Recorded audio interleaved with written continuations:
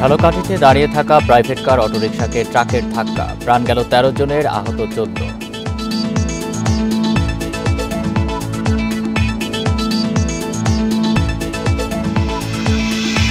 তীব্র গরমে অতিষ্ঠ জনজীবন, তাপমাত্রা উঠতে পারে ৪২ ডিগ্রিতে, ভারী বৃষ্টির সম্ভাবনা নেই বলছে আবহাওয়া অফিস।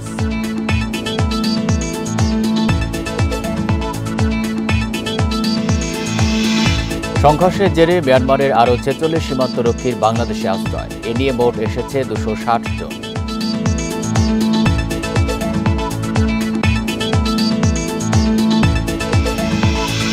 ভারতের সংসদীয় নির্বাচন উপলক্ষে বুড়িমারি স্থলবন্দরে ৩ দিন ছুটি, হঠাৎ সিদ্ধান্তে পাসপোর্টধারী যাত্রীদের দুর্ভোগ।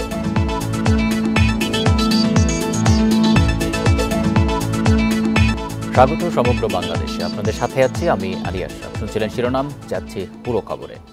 ঝালকাঠিতে ট্রাক, প্রাইভেট কার, অটোরিকশা সংঘর্ষে ১৩ জন নিহত হয়েছেন, আহত হয়েছেন ১৪ জন।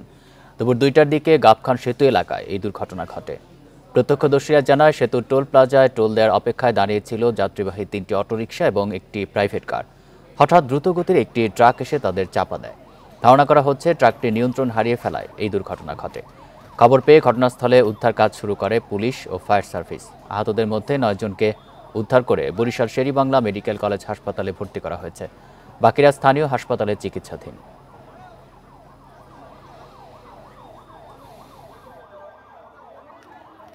প্রথম যে আমাদের ড্রাম ছিল, ওই জায়গায় ড্রাম পাশে যে লাগাইতেছে, আমি লাফ দিয়ে ছেড়ে পড়ছি। আমি ১ মিনিটের জন্য বাঁচছি। প্রাইভেট কারে যে কয়জন আনলে, কয়জনই কয়জন, একজনও বাঁচে। আহত অবস্থায় আমরা ৭ জনকে হসপিটালে পাঠিয়েছি বরিশাল, বাকি ৫ জন এখন সদর হসপিটালে আছে। আর হতাহতের সংখ্যা আরও বাড়তে পারে। ট্রাক সহ রাস্তার পাশে পড়ে গেছে এবং ট্রাকের নিচে ছিল ওই প্রাইভেট কার। এ নিয়ে আরও জানাতে যুক্ত হচ্ছেন ঝালকাঠি ও বরিশাল থেকে আমাদের সহকর্মীরা। শুরুতেই ঝালকাঠি থেকে জানাবেন সহকর্মী আব্দুর রহিম রেজা। রেজা, যারা নিহত হয়েছেন সবার পরিচয় নিশ্চিত হওয়া গেছে কিনা, আর এই দুর্ঘটনার সম্পর্কে পুলিশ কি বলছে? জি, আসলে দেখুন, এখন পর্যন্ত ১২ জন নিহত হয়েছে বলে প্রশাসনের পক্ষ থেকে নিশ্চিত করেছে। জানিয়েছেন এখন পর্যন্ত ১২ জন মারা গেছে, তার মধ্যে ২ জন নারী এবং শিশু সহ বেশ কয়েকজন রয়েছে। আপনারা জানেন যে আজ দুপুর ২টার পরে খুলনা এবং বরিশাল আঞ্চলিক মহাসড়কের ঝালকাঠি সদরের গাবখান যে টোল প্লাজা রয়েছে, গাবখান ব্রিজ, সেই ব্রিজের টোল প্লাজা, সেই টোল প্লাজায় একটি সিমেন্ট, প্রায় ২০০ ব্যাগ সিমেন্ট যোগে একটি ট্রাক নিয়ন্ত্রণ হারিয়ে টোলে অপেক্ষমান ২টি ইজি বাইক, একটি প্রাইভেট কার এবং একটি পিকআপ অর্থাৎ পাশে খাদে পড়ে যায়। খাদে পড়ার পরে এই আসলে দুর্ঘটনা ঘটে এবং এত বড় প্রাণহানির ঘটনা ঘটে। এখন পর্যন্ত পুলিশের পক্ষ থেকে যেটা বলা হচ্ছে যে ট্রাকটি নিয়ন্ত্রণ হারিয়েই এই দুর্ঘটনায় পড়েছে এবং এইখানে যারা রয়েছে প্রত্যক্ষদর্শী, তারাও আমাদেরকে যেটা জানিয়েছেন যে ট্রাকটি ব্রিজ থেকে যখন ঢালে নামতেছিলেন, খুবই বেপরোয়া গতিতে নামতেছিলেন এবং খুব এলোমেলো ভাবে নামতেছিলেন, যে কারণে সে ব্রেক নিয়ন্ত্রণ করতে না পারা এই গাড়িটি আসলে অপেক্ষমান যে গাড়িগুলো রয়েছিল সেই গাড়িগুলোকে চাপা দেয়। এই চাপা দেওয়ার পরে এই দুর্ঘটনাটা ঘটে এবং এত বড় আকার ধারণ করে। আমরা এখন যেখানে রয়েছি সেই ঝালকাঠি আসলে গাবখানের যে টোল প্লাজা রয়েছে, সেই টোল প্লাজায়, এই টোল প্লাজার এইখান থেকেই আসলে এইখান থেকেই ট্রাকটি নিয়ন্ত্রণ হারায় এবং এই হলো গাবখান ব্রিজ। এই গাবখান ব্রিজের ঢাল থেকে যখন ট্রাকটি নামতেছিল, এইখানে টোল দেওয়ার জন্য আপনারা দেখতে পাচ্ছেন যে টোল প্লাজা, এই টোল দেওয়ার জন্য যে গাড়িগুলো এখানে অপেক্ষমান থাকে, সেই গাড়িগুলোকে আসলে চাপা দিয়ে তারপরে সে একটি খাদে গিয়ে পড়ে যায়। আমরা যে ইজি বাইক গুলো চাপা দিয়েছে, আমরা সেই ইজি বাইক গুলোকে দেখেছি, আসলে ধুমড়ে মুচড়ে আসলে একদম বোঝাই যাচ্ছিল না। এবার আপনারা দেখতে পাচ্ছেন যে একটি প্রাইভেট কার যে ট্রাকটি চাপা দিয়েছিল, সেই পুলিশ কিন্তু রেকার দিয়ে সেই প্রাইভেট কারটিকে উপরে উঠিয়েছিল। এই প্রাইভেট কারে যারা ছিল সবাই মারা গেছে বলে পুলিশের পক্ষ থেকে জানানো হয়েছে। এবং এই যে এই পাশে একটি ইজি বাইক রয়েছে, দেখতেই পাচ্ছেন যে আসলে ইজি বাইকটা একেবারে ভেঙে চুরে দুমড়ে মুচড়ে একাকার হয়ে গিয়েছে। এখানে এখন উৎসুক জনতা রয়েছে এবং এই টোলে যারা কর্মরত রয়েছে তারাও এখানে প্রত্যক্ষ করেছেন। তাদের কাছ থেকে আমরা ঘটনা শুনেছি যে খুব দ্রুত গতির এবং বেপরোয়া গতির কারণেই এত বড় ধরনের দুর্ঘটনা ঘটেছে। এবং আপনারা দেখতে পাচ্ছেন যে আরো একটি ইজি বাইক, সেই ইজি বাইকটি কিন্তু আসলে ধুমড়ে মুচড়ে একদম একাকার হয়ে গিয়েছে। এই ইজি বাইকে যারা ছিল এবং পিক আপ ভ্যানে যারা ছিল, সেই সমস্ত আসলে যাত্রী চালক এবং যারা ছিল তারাই কিন্তু আসলে এই ঘটনায় নিহত হয়েছে। এবং এইখানে যে আপনারা এই খাতটা দেখতে পাচ্ছেন, সে ওই গাড়িগুলোকে ট্রাকটি চাপা দেওয়ার পরে এই খাদে আসলে পড়ে যায়। পড়ে যাওয়ার পর পুলিশের পক্ষ থেকে একটি রেকার দিয়ে সেই ট্রাকটি তুলে নেওয়া হয় এবং সেই ট্রাকটিকে এই পাশে আসলে নেওয়া হয়। এই যে ঠিক এইরকমই হয়তো বা দুপুরে ছিল যে অপেক্ষমান গাড়িগুলো, আর তখনই পিছন থেকে বেপরোয়া গতির সিমেন্টবাহী ট্রাকটি এসে তাদেরকে চাপা দেয়। চাপা দিলে ঘটনাস্থলে মারা যায়। প্রশাসনের পক্ষ থেকে বিষয়টিকে তদন্ত করে দেখছে এবং এখানে পুলিশের ঊর্ধ্বতন কর্মকর্তা রয়েছে। বেশ কিছু সময় আসলে সড়ক অবরোধ ছিল এই দুর্ঘটনার পর। ধারণা করা হচ্ছে যে ট্রাকটি ব্রেক ফেল করার কারণে এই দুর্ঘটনা ঘটেছে। পুলিশ আসলে এই বিষয়ে কি বলছে, কি কারণে আসলে এই দুর্ঘটনা? পুলিশের পক্ষ থেকে সেটাই বলা হচ্ছে যে এখান থেকে যখন ট্রাকটি নামতেছিল ঢালে, তখন তার গতি এবং তার যে মুভমেন্ট সেটা দেখে আসলে বোঝা যায় যে গাড়িটি ব্রেক ফেল করেছিল। ব্রেক ফেল করার পরে কিন্তু এই দুর্ঘটনা ঘটেছিল এবং প্রথম সে এইখানে রাস্তায় আঘাত হানে পরে কিন্তু সমস্ত গাড়িগুলো আসলে দুমড়ে মুচড়ে ফেলে দেয়। দেওয়ার পর নিজে খাদে গিয়ে ট্রাকটি পড়ে যায়। তবে যারা নিহত হয়েছে এখন পর্যন্ত তাদের পরিচয় আসলে ওইভাবে প্রশাসনের পক্ষ থেকে নিশ্চিত করা হয়নি। এখনো তারা যাচাই বাছাই করতেছেন। আহত যারা রয়েছে তাদের মধ্যে ঝালকাঠি সদর হাসপাতালে কয়েকজন রয়েছে এবং বরিশাল শেরেবাংলা মেডিকেল কলেজ হাসপাতালে কয়েকজন রয়েছে। আপনারা দেখতে পাচ্ছেন যে এই ট্রাকটিকে আসলে পুলিশে যানবাহন স্বাভাবিক করার জন্য সেই সিমেন্ট বোঝাই সেই ট্রাকটিকে এখানে রাস্তার টোলের একটু পাশে এসে রাখা হয়েছে এবং সেইখানে কিন্তু ট্রাকটি রাখা হচ্ছে। ট্রাকটির সামনের একটু অংশ ক্ষতি হলেও যে এরকম ভাবে ছোট যানগুলোকে চাপা দিয়েছে এবং দুমড়ে মুচড়ে গিয়েছিল, সেরকম কিন্তু আসলে ক্ষয়ক্ষতি হয়নি। আমরা দেখতে পাচ্ছি যে ট্রাকটির ভিতরে আসলে সিমেন্ট রয়েছে এবং এই সিমেন্ট থাকার কারণে এটার গতি বেপরোয়া হয়ে যায় এবং বেপরোয়া হওয়ার কারণে যখন যেহেতু লোড গাড়ি ছিল, যে কারণে আসলে নিয়ন্ত্রণ হারা বলে পুলিশের পক্ষ থেকে প্রাথমিকভাবে ধারণা করা হচ্ছে। আর এখন পর্যন্ত যারা নিহত হয়েছেন তাদের পরিজনের বিস্তারিত তথ্য আমরা পাইনি। আমরা সেটাও জানার চেষ্টা করবো এবং বিস্তারিত দর্শকদেরকে জানাবো। এই ছিল আসলে ট্রাকের চালক বা হেল্পারের মধ্যে কেউ আহত বা নিহত হয়েছেন কিনা, নাকি তারা পালিয়ে গেছেন? আমি সদর থানার যিনি ওসি রয়েছেন শহীদুল ইসলাম, তার সাথে কথা বলেছিলাম। তিনি আমাকে যেটা জানিয়েছেন যে ট্রাকের যারা হেল্পার বা চালক রয়েছিল তারা হতাহত হয়েছে কিনা বা কি অবস্থায় আছে তাদেরকে এখন পর্যন্ত আটক করতে পারি বা আইনের আওতায় আনতে পারি। অর্থাৎ সুনির্দিষ্ট এখন পর্যন্ত তথ্য নাই যে এই ট্রাকের যারা ছিল তারা পলাতক নাকি নিহত হয়েছে। এই ছিল আসলে এখানকার পরিস্থিতি। রেজা, আপনি থাকবেন আমাদের সাথে। আমরা বরিশালের শেরেবাংলা মেডিকেল কলেজে যাচ্ছি, সেখান থেকে যুক্ত আছেন সহকর্মী মুরাদ আহমেদ। মুরাদ, হাসপাতালে এই মুহূর্তে কতজন ভর্তি রয়েছেন, এর মধ্যে গুরুতর কতজন আহত রয়েছেন? দেখুন, ঘটনার পরপরই বরিশাল শেরেবাংলা মেডিকেল কলেজ হাসপাতালে মোট ভর্তি হন 13 জন। হ্যাঁ, আমরা একটু দেখি সিনিয়র ইউটি দেখলে বোঝা যাবে যে সংখ্যা কিন্তু কমছে।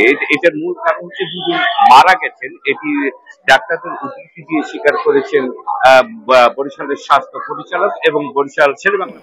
আমরা লাশ দেখেছি, একজনের নাম পাওয়া গেছে রুহুল আমিন, বাড়ি কোথায় কিছু পাওয়া যায়নি। এছাড়া একজনকে ইতিমধ্যে ঢাকায় রেফার করা হয়েছে, রেফার করা হবে আরো কয়েকজনকে। আমরা জানতে পেরেছি একটি ফ্যামিলি যারা ছিলেন, এই পরিবারের মেয়ের বিয়ে হয়েছিল সাকেরাতে গত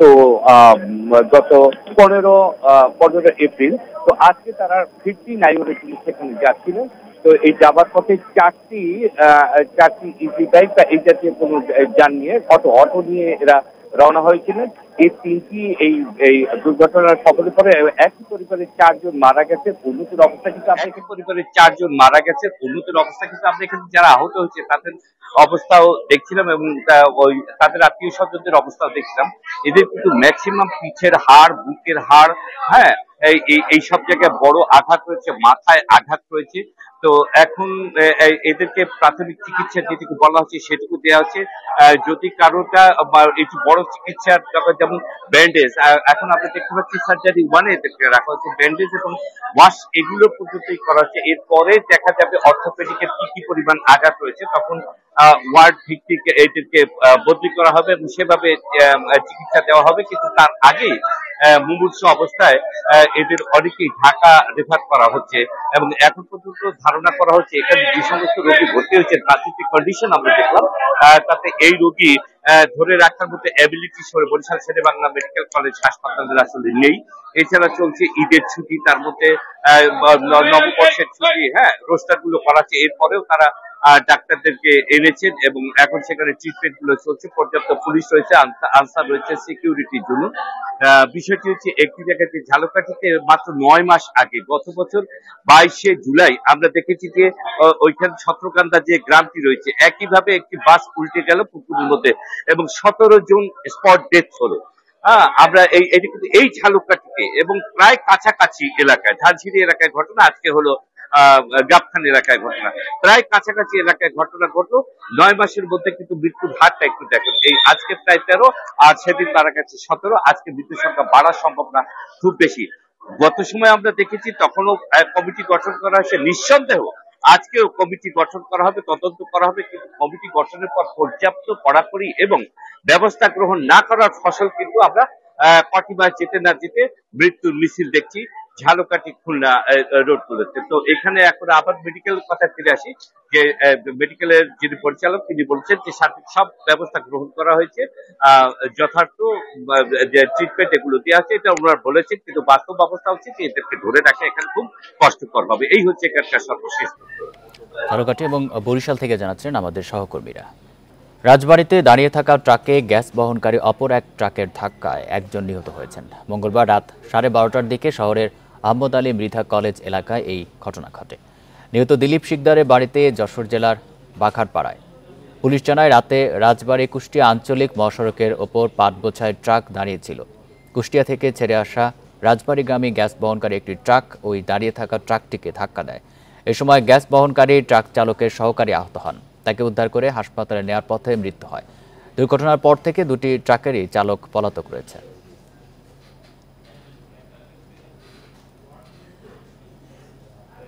তাপদাহ নিয়ে কোনো সুখবর দিতে পারছে না আবহাওয়া অফিস।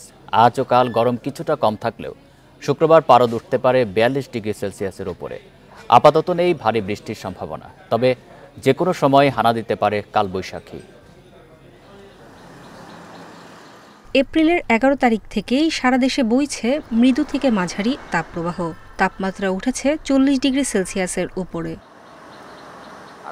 তীব্র এই দাবদাহে নাভিশ্বাস উঠছে নগরবাসীর। কর্মমুখী মানুষকে সড়কে নেমে পড়তে হচ্ছে বিপাকে। গরম লাগছে, খুব তৃষ্ণা হচ্ছে, যাওয়া যাচ্ছে না, বেশি দূরে গাড়ি লেগা যাচ্ছে না। এবারের গরম অনেক বেশি, না গেছে বছরে এরকম গরম হয় নাই। তবে এই দুর্ভোগ শেষ হচ্ছে না শিগগিরই।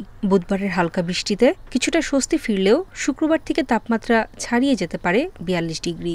19 তারিখের পর আবার এই তাপমাত্রা বৃদ্ধি পাওয়া শুরু করবে। কোথাও কোথাও তাপমাত্রা 40 থেকে 42 ডিগ্রি +- 1 ডিগ্রি সেলসিয়াসের মধ্যে ওঠানামা করতে পারে। তাপমাত্রার অঙ্ক বাদ দিলেও বাতাসের বাড়তি জলীয় বাষ্পে গরম লাগছে বেশি। গরম অনুভূত হচ্ছে 44 থেকে 46 ডিগ্রি পর্যন্ত। আর এই অবস্থা থাকছে আরও কয়েকদিন। যাই রেকর্ড করি না কেন, আমাদের বায়ুর আর্দ্রতার সাথে বাতাসের তাপমাত্রার মধ্যে একটা সম্পর্ক রয়েছে। যেসব এলাকায় বায়ুর আর্দ্রতা বেশি এবং তাপমাত্রাও বেশি, সেখানে অনুভব তাপমাত্রা অনেক বেশি মনে হতে পারে। বৃষ্টি নিয়েও তেমন কোনো সুখবর নেই আবহাওয়া অফিসের কাছে। আপাতত ভারী বৃষ্টির কোনো সুযোগ দেখছে না তারা, তবে দিচ্ছে যে কোনো সময় কালবৈশাখীর হানা দেয়ার আভাস। নূরে জান্নাত, ইন্ডিপেন্ডেন্ট নিউজ, ঢাকা।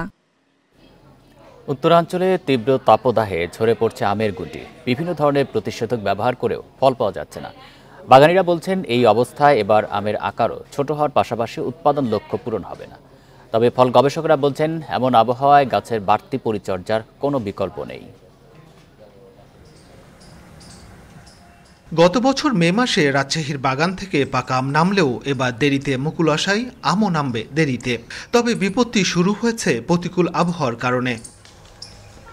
গত কয়েকদিনে তীব্র তাপদাহে ঝরে পড়ছে আমের গুটি। বিভিন্ন ঔষধ ও পানি স্প্রে করেও টেকানো যাচ্ছে না। এতে দুশ্চিন্তায় পড়েছেন বাগানীরা। এমন একটা খরা আসছে যে যেই কয়টা গুটি ছিল তাও আস্তে আস্তে আস্তে সব ঝরে যাচ্ছে। মুকুল এমনিতেই কম, এর জন্য যেভাবে যতভাবে মনে করেন কীটনাশক ব্যবহার করা বা সেচ দেওয়া এইভাবে টিকানোর চেষ্টা করছে। আবহাওয়ার এই বৈরী আচরণে আমের আকার ছোট হওয়ার পাশাপাশি হবে না কাঙ্ক্ষিত উৎপাদন। এতে মৌসুমের শুরু থেকেই দাম চড়া থাকার শঙ্কা করছেন বাগান মালিক ও ব্যবসায়ীরা। যার কারণে মনে হচ্ছে যে আমের ফলনও কম হবে, আবার আপনার আমের সাইজও ছোট হবে। এবার আমের অফেয়ার হওয়ায় স্বাভাবিকভাবেই ফলনও কম হবে, আর তীব্র তাপদাহে ফলন ব্যাহত হবে বলছেন ফল গবেষকরা। আমটা সম্পূর্ণ আবহাওয়ার উপরে নির্ভরশীল, যেহেতু দীর্ঘ সময় বিশেষ করে জানুয়ারি থেকে জুলাই আগস্ট মাস পর্যন্ত আম গাছে থাকে। এই সময় যে কোনো সময় আমের কিন্তু ফলন আবহাওয়া দ্বারা প্রভাবিত হতে পারে। যে পরিমাণ আপনার ফলনের আশা করেছিলাম, আমার মনে হয় আশানুরূপ ফলন এই বছর হবে না। রাজশাহীতে এবার 19,602 হেক্টর জমি থেকে আমের উৎপাদন ধরা হয়েছে 2,60,164 টন। Mustafizur Rahman, independent news, Rajshahi.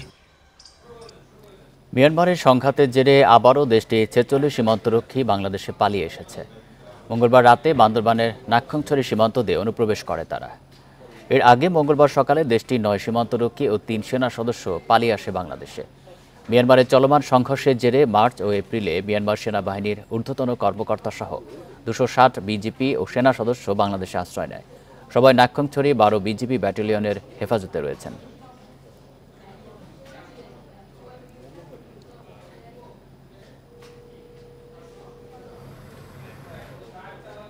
ভারতের 18তম সংসদীয় নির্বাচন উপলক্ষে লালমনিরহাটের বুড়িমারি স্থলবন্দর ও শুল্ক স্টেশনে 3 দিন ছুটি ঘোষণা করা হয়েছে।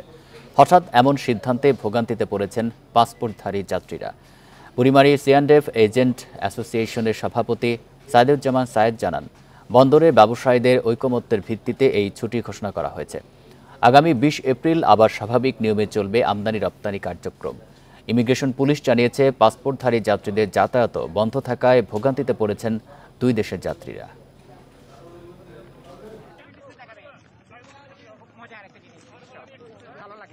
আমি কলকাতায় যাব, আমরা সব টিকিট কেটে ফেলেছি অলরেডি।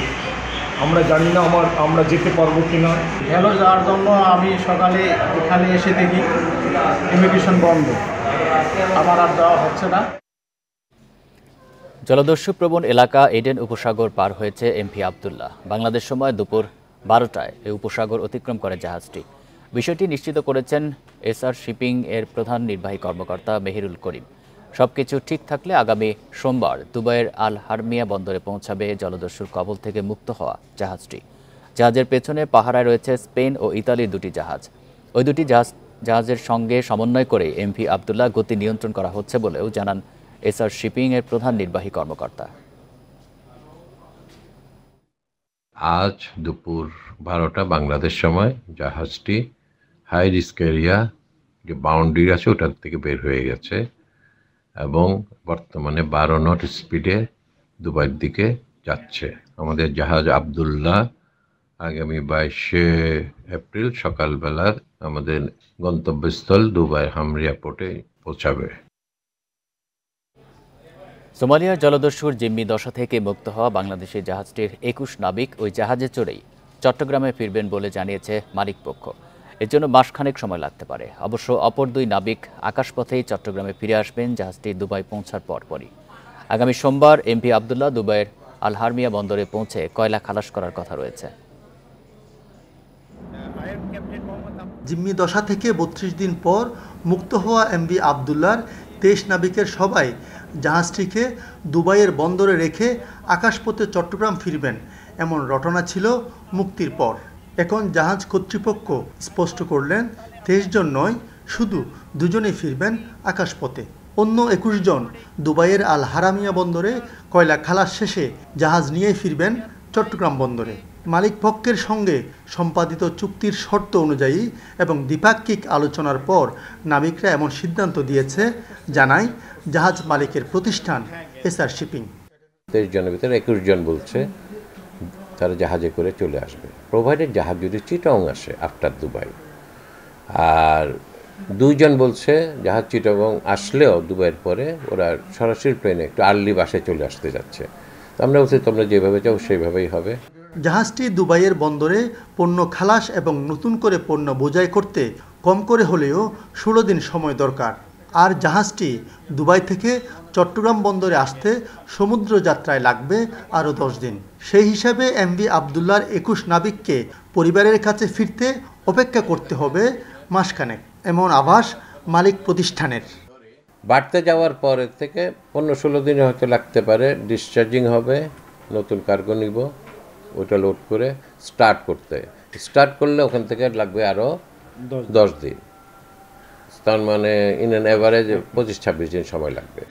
এদিকে জাহাজ থেকে প্রধান প্রকৌশলী এক ভিডিও বার্তায় জানায়, জাহাজের ইঞ্জিন সহ সবকিছু অনুকূলে আছে।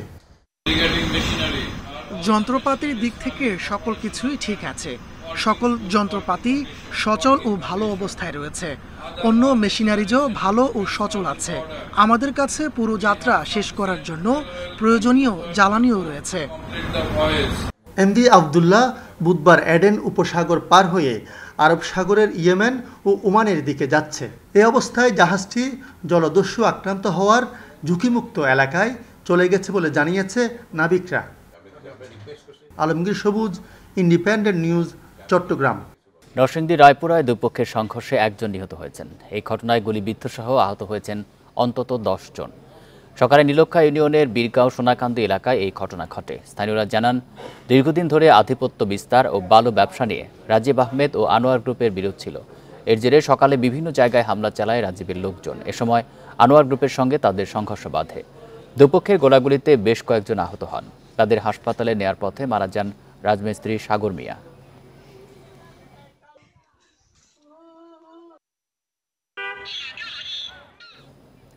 চাঁদপুরে পূবালী ব্যাংকের শাখা ব্যবস্থাপক শ্রীকান্ত নন্দী এখনও নিখোঁজ রয়েছেন। এছাড়া গ্রাহকের 5 কোটি টাকা নিয়ে যাওয়ার ঘটনায় তদন্ত শুরু করছে ব্যাংক ও পুলিশের একাধিক দল।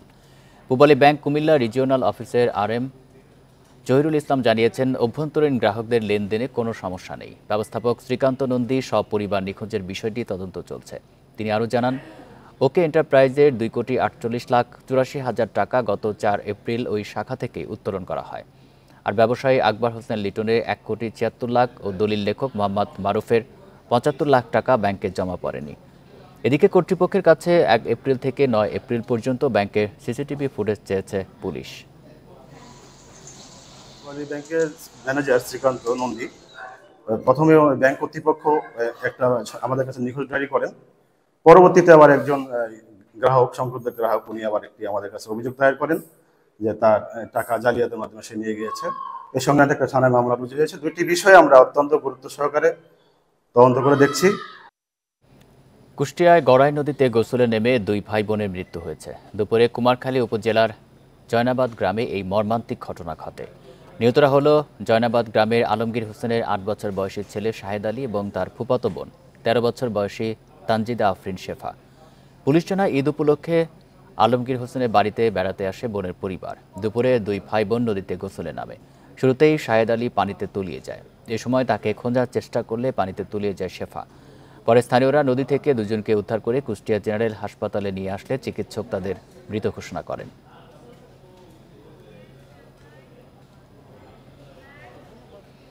স্বাধীনতা বিরোধীরা এখনও দেশ বিরোধী ষড়যন্ত্র করছে। দেশবাসীকে ঐক্যবদ্ধভাবে তাদের বিষয়ে সজাগ থাকার আহ্বান জানিয়েছেন মুক্তিযুদ্ধ বিষয়ক মন্ত্রী আকমা মোজাম্মেল হক। ঐতিহাসিক মুজিবনগর দিবসের অনুষ্ঠানে এসব কথা বলেন তিনি। ভোর থেকে নানা আনুষ্ঠানিকতার মধ্য দিয়ে মেহেরপুরে পালিত হয়েছে ঐতিহাসিক মুজিবনগর দিবস। সূর্যোদয়ের সঙ্গে সঙ্গে মুজিবনগর স্মৃতিসৌধে উত্তোলন হয় জাতীয় পতাকা। পরে স্মৃতিসৌধে ফুল দিয়ে মুক্তিযুদ্ধের শহীদদের প্রতি শ্রদ্ধা জানান মন্ত্রিপরিষদের সদস্য, আওয়ামী লীগ নেতা ও প্রশাসনের কর্মকর্তারা। ঐতিহাসিক আম্রকাননে জাঁকজমকপূর্ণ কুচকাওয়াজ প্রদর্শন করা হয়। পরে জনসভায় মন্ত্রিপরিষদ সদস্য ও আওয়ামী লীগের নেতারা বলেন, স্বাধীনতা বিরোধীরা এখনও দেশবিরোধী ষড়যন্ত্রে লিপ্ত। ভুয়া মুক্তিযোদ্ধাদের বিষয়ে সুনির্দিষ্ট তথ্য পেলে সনদ বাতিল করা হবে বলেন মুক্তিযুদ্ধ মন্ত্রী। সুনির্দিষ্ট কোনো তথ্য জানা থাকে যে মুক্তিযুদ্ধ হয়েছে, অভিযোগ দেওয়া হলে যথাযথ তদন্তের মাধ্যমে সেটা অবশ্যই বাতিল হবে। শুধু বাতিল হবে না, তাদের শাস্তিও হবে। স্বাধীনতা বিশ্বাস করে না, এরা সবসময় এই সরকার বিরুদ্ধে ষড়যন্ত্র করে যাচ্ছে যাতে এই উন্নয়ন অগ্রগতি ব্যাহত করার জন্য। মুক্তিযুদ্ধের গৌরবময় ইতিহাসের গুরুত্বপূর্ণ স্থান মুজিবনগরের উন্নয়নে প্রয়োজনীয় সব পদক্ষেপের আশ্বাস দিয়েছেন জনপ্রশাসন মন্ত্রী। এখান থেকে অন্যান্য কানেক্টেড রাস্তাগুলো কিন্তু আমরা কিন্তু ডিপিপি করে সেগুলো নির্মাণ কাজ আমাদের চলমান আছে। আর এই আমাদের রাস্তাটি আমাদের অংশটুকু হয়েছে, ওদিকের অংশটুকু হচ্ছে। তো আমরা আশা করি যে আমরা দ্বিপাক্ষিক মানে প্রচেষ্টার মধ্য দিয়ে আমরা এই টেনিওরের ভিতরেই আমরা কার্যক্রম একটি গুরুত্বপূর্ণ অবস্থায় নিয়ে যেতে পারবো। দিবসটি উদযাপনে আলোচনা সভার পাশাপাশি সাংস্কৃতিক অনুষ্ঠানের আয়োজন করে প্রশাসন। Independent news. নীলফামারীর ডিমলায় ভুয়া নাম ঠিকানা ব্যবহার করে মাতৃত্বকালীন ভাতাসহ কয়েকটি প্রকল্পের টাকা আত্মসাতের অভিযোগ উঠেছে খালিশা চাপানি ইউনিয়ন পরিষদ চেয়ারম্যানের বিরুদ্ধে। যদিও বিষয়টি অস্বীকার করেছেন অভিযুক্ত চেয়ারম্যান। অভিযোগ তদন্ত করে ব্যবস্থা নেওয়ার আশ্বাস দিয়েছেন জেলা প্রশাসক। নীলফামারীর ডিমলা উপজেলার খালিশা চাপান ইউনিয়নে 2 শতাধিক নারীর নামে মাতৃত্বকালীন ভাতার কার্ড অনুমোদন দেন ইউপি চেয়ারম্যান শহীদুজ্জামান সরকার। এর মধ্যে প্রায় 30টি কার্ড করা হয়েছে অবিবাহিত, সদ্য বিবাহিত ও ভুয়া নাম ঠিকানায়। যাদের নাম ব্যবহার করা হয়েছে তারা কার্ডের কথা জানেন না, আর টাকা উত্তোলনে যে মোবাইল নম্বরগুলো ব্যবহার করা হয়েছে সেগুলো বন্ধ। অভিযোগ আছে ইউপি চেয়ারম্যানের যোগসাজশে 30 জন সুবিধাভোগীর নামে 3 লাখের বেশি টাকা আত্মসাৎ করেছে একটি চক্র। মেয়ের যদি মাতৃভাতা হয়তো অবশ্যই আমি জানতাম, কিন্তু মাতৃভাতা সম্পর্কে আমি কিছু জানি না। আমার নামে হচ্ছে মানে মাতৃভাতার কাট করা হয়েছে। আমি তো আসলে অবিবাহিত, এটা আমার সাথে এটা কেমনে কি মানে কিভাবে এটা হইল। এছাড়া 40 দিনের কর্মসৃজন প্রকল্প, টিআর কাবিখা প্রকল্প ও ধর্মীয় প্রতিষ্ঠান সংস্কারে টাকা আত্মসাতের অভিযোগও উঠেছে ওই চেয়ারম্যানের বিরুদ্ধে। মেম্বার এবং চেয়ারম্যান দুইজনেই হঠাৎ করিয়া কামটা যেন নামটা কাটি দেয়। সার্বজনীন দুর্গা মন্দিরের সেক্রেটারি আমাদেরকে এই কাজের 2 লাখ টাকা আমরা পাই নাই। তবে এসব অভিযোগ অস্বীকার করে অভিযুক্ত চেয়ারম্যান জানান তাকে হেয় করতে একটি পক্ষ মিথ্যা অভিযোগ করছে। আমার জানা মতো এই ধরনের কোনো অপকর্ম করা হয়নি। এই তথ্যগুলো সম্পূর্ণ ভিত্তিহীন এবং ভুয়া। এটাকে আমাকে হেয় করার জন্য আসলে আমার প্রতিপক্ষ এই কাজগুলো করছে। বিষয়টি তদন্ত করে আইনি ব্যবস্থা নেওয়ার আশ্বাস জেলা প্রশাসকের। মাতৃত্বকালীন ভাতার কারা প্রাপ্য হবেন এ বিষয়ে সুনির্দিষ্ট নীতিমালা আছে। যদি নীতিমালার বাইরে কাউকে দেওয়া হয়ে থাকে তাহলে সেটা বাতিল করার ব্যবস্থা করা হবে, এবং যদি এই কাজ করার জন্য কেউ বেআইনি কোনো কাজের সাথে যুক্ত হয়ে থাকে তার বিরুদ্ধে ব্যবস্থা গ্রহণ করা হবে। অনিয়মের অভিযোগ তদন্ত করে দোষীদের বিচারের আওতায় আনার দাবি ভুক্তভোগীদের। Mahmud Al Hasan, independent news, Nilphamari. অতিরিক্ত সরবরাহের পাশাপাশি ঈদের ছুটির কারণে বগুড়ার হাটবাজারে কমে গেছে গ্রীষ্মকালীন সবজির দাম। ক্রেতা না থাকায় টমেটো ও ঢেঁড়স সহ অনেক সবজি ফেলে দিতে হচ্ছে বলে জানিয়েছেন কৃষকরা। এই অবস্থায় সবজি সংরক্ষণের সুযোগ বাড়ানোর দাবি তাদের। চৈত্র থেকে ভাদ্র মাস পর্যন্ত বগুড়ায় ঢেঁড়স, বেগুন ও বরবটি সহ বিভিন্ন মৌসুমী সবজি উৎপাদনের লক্ষ্যমাত্রা ধরা হয় 1,39,000 টন। 6,900 হেক্টর জমিতে চাষের লক্ষ্যমাত্রা ধরা হলেও সবজি চাষ হয়েছে এর চেয়েও বেশি। এ অবস্থায় উত্তরাঞ্চলের অন্যতম বড় সবজি বাজার মহাস্থান হাটে প্রতিদিনই আসছে চাহিদার অতিরিক্ত সবজি। ঈদের ছুটির পাশাপাশি অতিরিক্ত সরবরাহের কারণে অস্বাভাবিকভাবে কমে গেছে সবজির দাম। বাধ্য হয়ে টমেটো, ঢেঁড়স, মিষ্টি কুমড়া ও মূলা সহ অন্যান্য সবজি ফেলে দিচ্ছেন অনেক চাষি। টমেটো বেচনো 5 কেজি, একটু ভালো যেটা এটা বেচনো 6 টাকা 7 টাকা কেজি। অনেক টমেটো হালাই দিলাম, আর টমেটো নেওয়ার মতন লুকই নাই। 10 কেজির দাম বলছে 20 টাকা, তাই বলছি না হবে না, 30 টাকা লাগবে। 2.5 টাকা কেজি পাইকারি, খুচরা বেচা হচ্ছে 10 টাকা কেজি। লেবার তাও লোক নেই। কৃষি সম্প্রসারণ অধিদপ্তর বলছে এখনো জমিতেই রয়ে গেছে কমপক্ষে 85% গ্রীষ্মকালীন সবজি। শহর এলাকা থেকে লোকজন গ্রামে চলে গেছে, যার কারণে শহর এলাকার যারা পাইকারি ক্রেতা তারা কিন্তু আমাদের এই প্রত্যন্ত এলাকা থেকে এই শাকসবজি সংগ্রহ করতে এখন ওই রকম উৎসাহ বা আগ্রহ দেখাচ্ছে না। আমরা আশা করি যখন লোকজন আবার শহর এলাকায় ফেরা শুরু করবে তারপরে আবার এইবার আমাদের স্বাভাবিক হবে। সংরক্ষণের সুযোগ না বাড়লে ভরা মৌসুমে আবারও সবজির দাম কমে যাওয়ার শঙ্কায় কৃষক। Hasibur Rahman, independent news, Mahasthan, Bogura. লক্ষ্মীপুরে চন্দ্রগঞ্জে গুলিবিদ্ধ ছাত্রলীগ নেতা এম সজীব চিকিৎসাধীন অবস্থায় মারা গেছেন। বুধবার রাতে ঢাকার একটি হাসপাতালে মৃত্যু হয় তার। প্রতিবাদে যুবলীগ ও ছাত্রলীগের নেতাকর্মীরা বিক্ষোভ মিছিল করেন। এই ঘটনার পর এলাকায় উত্তেজনা বিরাজ করছে। মোতায়েন করা হয়েছে আইনশৃঙ্খলা বাহিনী। নিহত সজীব চন্দ্রগঞ্জ থানা ছাত্রলীগের সদস্য। তিনি কফিলউদ্দিন বিশ্ববিদ্যালয় কলেজে আসন্ন ছাত্রলীগ কমিটির সভাপতি প্রার্থী ছিলেন। গত শনিবার রাত 2:30টার দিকে ছাত্রলীগ নেতা এম সজীব সহ 4 জনের উপর হামলা ও গুলি চালিয়ে পালিয়ে যায় সন্ত্রাসীরা। পরে তাদের উদ্ধার করে হাসপাতালে ভর্তি করা হয়। এই ঘটনায় মামলার পর 3 জনকে গ্রেপ্তার করে পুলিশ।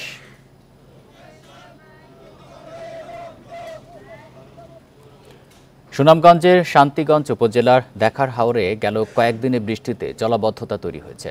শঙ্কা দেখা দিয়েছে হাওরের বোরো ফসল নিয়ে। জলাবদ্ধতার কারণে এরই মধ্যে হাওরের 15 হেক্টর পাকা ফসল পানিতে তলিয়ে গেছে। বাংলাদেশ কৃষি উন্নয়ন বোর্ডের সহায়তায় পানি উন্নয়ন বোর্ড হাওরের উথারিয়া এলাকায় 6টি পাম্পের সাহায্যে পানি নিষ্কাশন করছে। পানি উন্নয়ন বোর্ডের কর্মকর্তা জানান, যেসব জায়গায় জলাবদ্ধতা দেখা দিয়েছে এরই মধ্যে সেসব এলাকার 50% ধান কাটা হয়ে গেছে। দেখার হাওরে শান্তিগঞ্জ, সুনামগঞ্জ সদর ও দোয়ারাবাজার উপজেলার 24,000 হেক্টর জমিতে বোরো আবাদ করা হয়েছে। বিএডিসি থেকে সংগ্রহীতকৃত এবং 5-6টা পাম্প দ্বারা আমরা পানি নিষ্কাশন করছি। 60 হেক্টর এলাকার 50% ধান কিন্তু কাটা হয়ে গেছে, আর বাকি ধান এর মধ্যে পেকে যাবে। একটা রেগুলেটর দিয়ে পানি নিষ্কাশনের ব্যবস্থা করা যাবে কিনা আমরা ডিজাইন এবং প্ল্যানিং থেকে লোকজন এনে সেটা একটু যাচাই বাছাই করে দেখব আগামীতে এটার ব্যবস্থা করা যায় কিনা। এই ছিল সমগ্র বাংলাদেশে ইন্ডিপেন্ডেন্ট টেলিভিশনের সব খবরের। আর বিস্তারিত জানতে চোখ রাখুন ফেসবুক, এক্স এবং ইউটিউবে। ধন্যবাদ সবাইকে।